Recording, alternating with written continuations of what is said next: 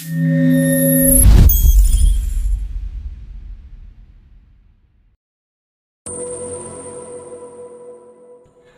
buat apa ni? Ni tengah bosan. Cuba kau try rasa sikit. Tak nak lah. Lagipun ni kan kawasan sekolah. Kau berhenti. Kalau tak aku bagi tahu cikgu disiplin.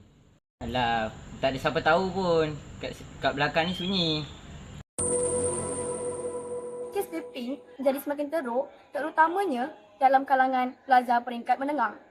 Oleh itu, pihak sekolah perlulah membuat kuasakan peraturan disiplin dengan tegas terhadap pelajar yang membawa atau menggunakan vape di kawasan sekolah kerana vape memberikan kesan yang buruk terhadap kesihatan pelajar.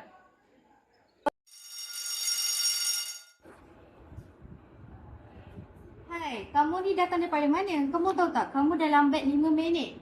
Alah cikgu, sorry lah. Saya datang minit lambat je. Cikgu pun tengah belum mengajar lagi. Tetapi peraturan sekolah tetap peraturan sekolah. Datang lambat bermaksud langgar peraturan sekolah. Walaupun beberapa minit je pun, tapi tetap lambat. Sorry lah cikgu, saya terlambat. Sorry Ha, lah. yang ni? Kenapa kamu datang lambat ni? Alah, saya terlambat. Ambil main game. Ha, tu macam main game tu tahu. Ha ni, kerja sekolah yang cikgu bagi tu. Dah siap belum? Belum cikgu. Lupa dah buat lah cikgu. Ha, tidur lewat. Bangun lambat nak pergi sekolah. Kerja sekolah cikgu pun tak siap. Macam mana kamu ni? Kamu tahu tak, kamu dah jadi senior dekat sekolah ni. Peraturan dan adab tu perlu dijaga. Bila cikgu, sorry lah cikgu. Kita perlulah menjadi pelajar yang tepati masa dan bertanggungjawab. Rancang perjalanan sebelum pergi ke sekolah. Pelajar yang ada lewat ke sekolah akan dikenakan tindakan disiplin.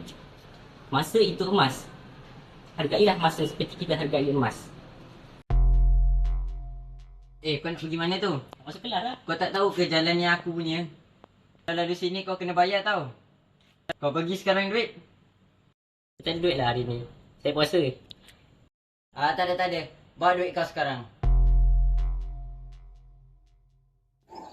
Sejak kebelakangan ini, isu buli semakin membimbangkan, terutamanya dalam kalangan pelajar sekolah.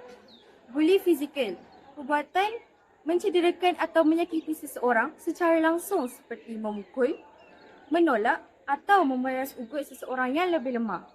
Perbuatan itu memberi impak yang buruk terhadap mangsa yang dibuli.